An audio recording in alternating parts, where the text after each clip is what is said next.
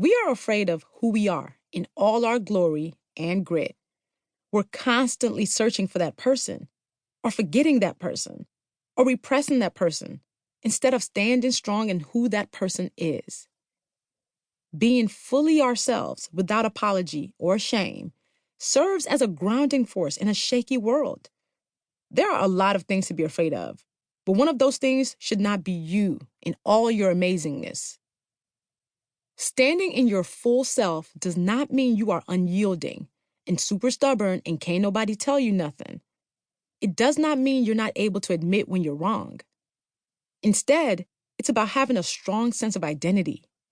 It's about knowing you belong in this world just as much as anyone else.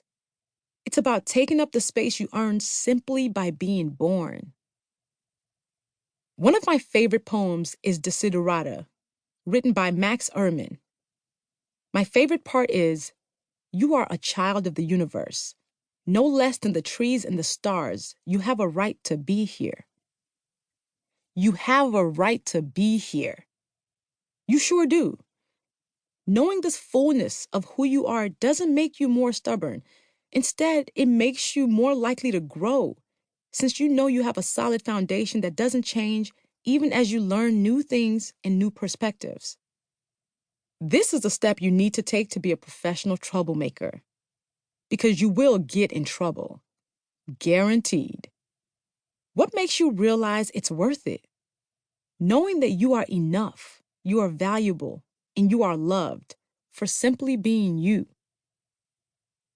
A lot of fear fighting and professional troublemaking is confronting things that might shake us up. Things that might slap us into dizziness and make us forget everything we know is real. We need solid feet rooted in something strong to continue to stand. Knowing ourselves is important because it provides that foundation for us. It doesn't allow anyone or anything to tell us who we are. Because when people tell us how amazing we are, that's good to absorb.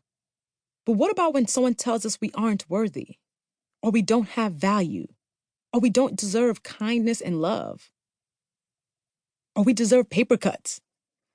To know thyself is to not take all the praise to head or take all the shaming to heart. To know ourselves is to write our values in cement, even if our goals are in sand. To know thyself is to know your core. And for me, to know my core is to feel rooted in something outside myself.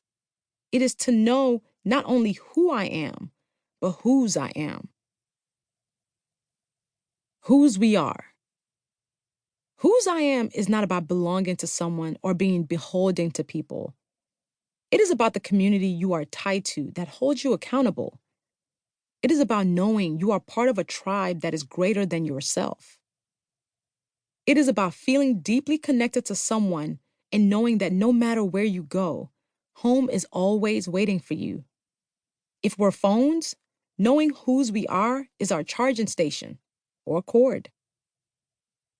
I learned the importance of whose you are growing up. As a Yoruba girl, I'm part of a tribe that prioritizes its people sometimes as much as it prioritizes an individual. Collectivism comes alive for us through the traditional oriki. What's an oriki? It's a Yoruba word that combines two words to mean praising your head/mind. Ori is head. Ki is to greet or praise.